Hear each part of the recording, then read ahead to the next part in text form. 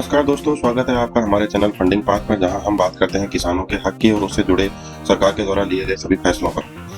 हाल ही में भीलवाड़ा में अतिवृष्टि से नुकसान के मुआवजे की मांग की गई। हमारे बहुत सारे किसान भाइयों के द्वारा इससे रिलेटेड एक रैली निकाली गई। इस रैली से जस्ट पहले मुख्यमंत्री भजनलाल शर्मा ने कहा, अतिवृष्टि से हुए फसल नुकसान पर राज्य सरकार किसानों के साथ दृढ़ता से खड़ी है। अधिकारी 33% से अधिक फसल खराबे की स्थिति में बिना किसी देरी के आर्थिक सहायता सुनिश्चित करें।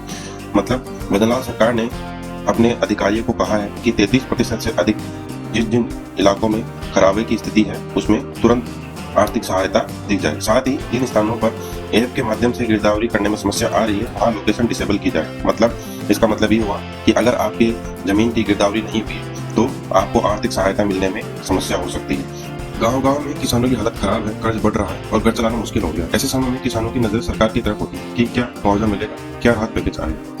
बात करते हैं भजनलाल सरकार के बड़े फैसले की। सरकार ने घोषणा की है कि जिन किसानों की फसलें 33% से ज्यादा खराब हुई उन्हें मुआवजा दिया जाएगा। फसल नुकसान की जांच के लिए टीमें बनाई गई है जो खेत खेत जाकर सर्वे कर रही है। इसके अलावा मुख्यमंत्री ने साफ कहा किसानों को भूखा नहीं रहने देंगे। सबसे खास बात, सरकार ने मुआवजे की रकम सीधे किसानों के बैंक खाते में डालने का आदेश दिया ताकि बीच में किसी तरह की कोई गड़बड़ी ना हो। अब सवाल ये उठता है कि किसान को कितना मुआवजा मिलेगा।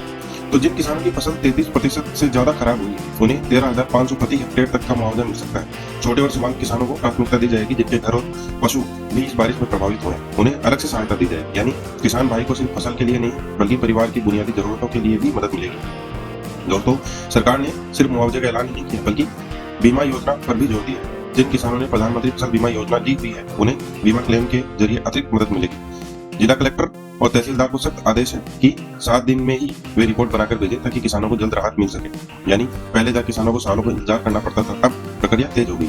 अब इस फैसले का असर राजनीति पर भी दिख रहा है। विपक्ष सवाल उठा रहे हैं कि क्या ये मुआवजा पर्याप्त है, क्या सभी किसानों तक सही समय पर मदद पहुंच पाएगी।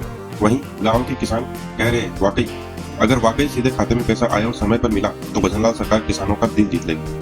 तो दोस्तों, साफ है कि प्राकृतिक आपदा ने राजस्थान के किसानों को तोड़ दिया, लेकिन सरकार ने राहत पहुंचाने की दिशा में कदम उठाए। अब देखना होगा कि वादे जमीन पर कितनी तेजी से उतरते हैं। आपका क्या मानना है? क्या ये मुआवजा पर्याप्त है? क्या इससे किसान की हालत सुधर जाएगी? कमेंट में अपनी राय जरूर लिखें। अगर आपको ये जानकारी मददगार लगी तो वीडियो को लाइक और शेयर जरूर कीजिए ताकि और किसान भाइयों तक ये खबर पहुंच सके। और हाँ, ऐसे ही जरूरी अपडेट्स पाने के लिए हमारे चैनल फंडिंग पाथ को सब्सक्राइब करना मत भूलिए।